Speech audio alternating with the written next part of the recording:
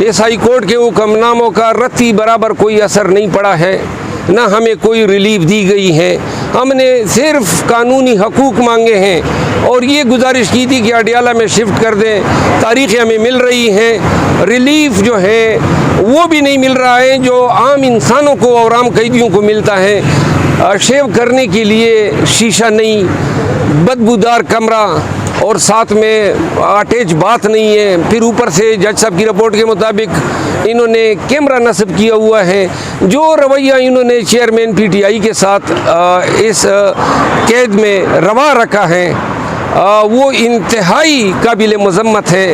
Petition दायर की है चूँकि अब वकला जो हैं उनको ख़दशात हैं अपनी लिबर्टी, अपनी प्राइवेसी, अपने प्रोफेशन के तहफ़्फ़ुज़ के लिए, तो मुझे भी यहाँ पे आना पड़ा।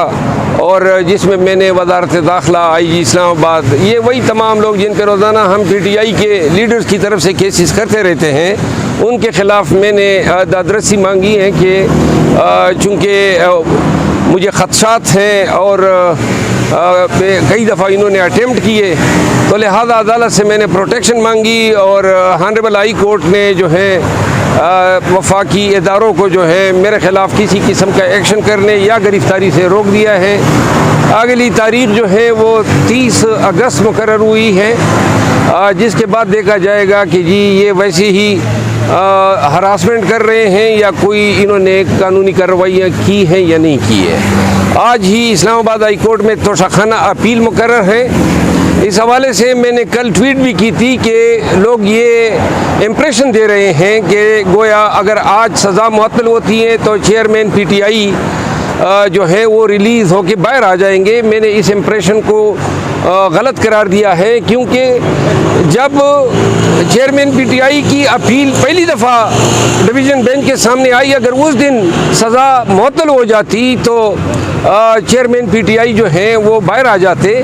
लेकिन चूँकि उसको उस मुकदमे ने इतनी तवालत पकड़ ली है कि इस दौरान जो है 25 लगभग मुकदमात में चेयरमैन PTI को गिरफ़्तार कर लिया गया है। तो लिहाजा आज जो सज़ा की मुअत्तली है वो अगर आज जिसका कभी इम्कान है, क्योंकि कानून शॉर्ट टर्म सेंटेंस और फिर ऐसे ट्रायल जो इस केस में हुए हैं, ऐसे केसेस में रूटीन है कि सज़ाएँ मुअत्तल होती हैं, लेकिन इसका फ़ायदा चेयरमैन PTI को इसलिए नहीं होगा कि और केसेस में हमने उनकी रिहाई के लिए स्ट्रगल करनी है, कोर्ट्स को अप्रोच करना है।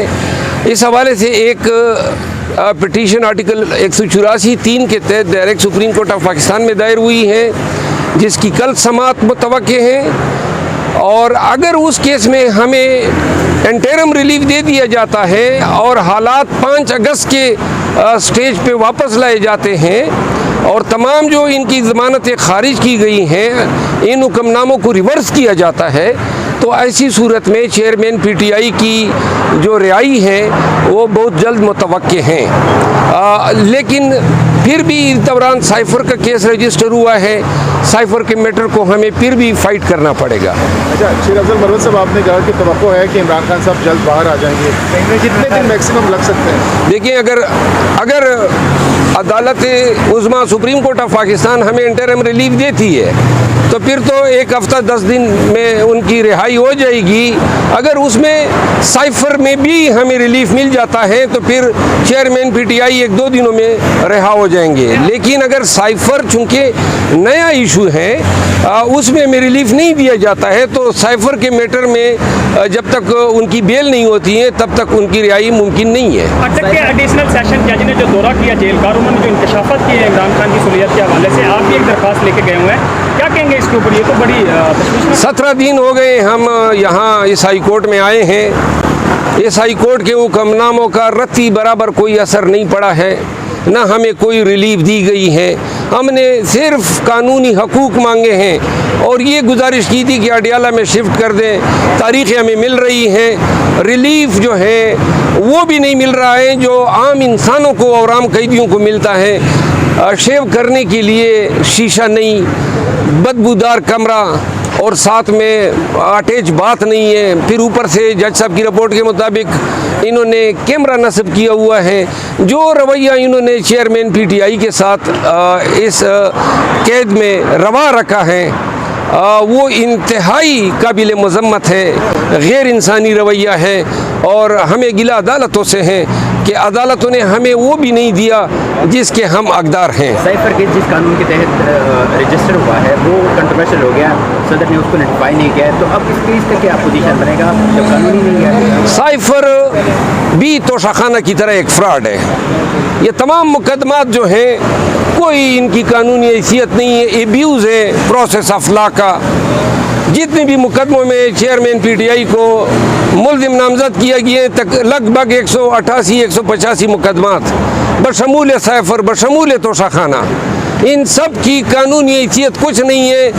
اس کا آخری نتیجہ یہی نکلے گا کہ سارے مقدمات ختم ہوں گے, لیکن یہ جو وقت ہے اس سے وہ مطلوبہ نتائج انہوں نے حاصل کرنے ہیں اور یہ حاصل کر رہے ہیں. شیراز المرود صاحب, آپ نے اپنے ٹویٹ میں کچھ غداروں کی طرف اشارہ کیا تھا کہ پی ٹی آئی کے اندر ابھی بھی کچھ غدار موجود ہیں, وہ معاملہ سیٹل ڈاؤن ہو گیا, کیا ہوا تھا اور کیا نام بتانا پسند کریں گے آپ؟ دیکھیں, وہ چونکہ قیادت نے مجھے اس سے منع کیا ہے تو میں ان کے احکامات کی پاسداری کروں گا.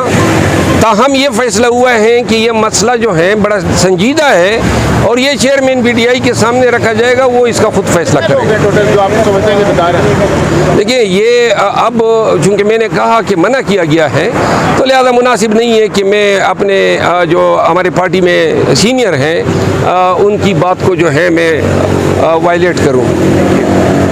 Thank you so much.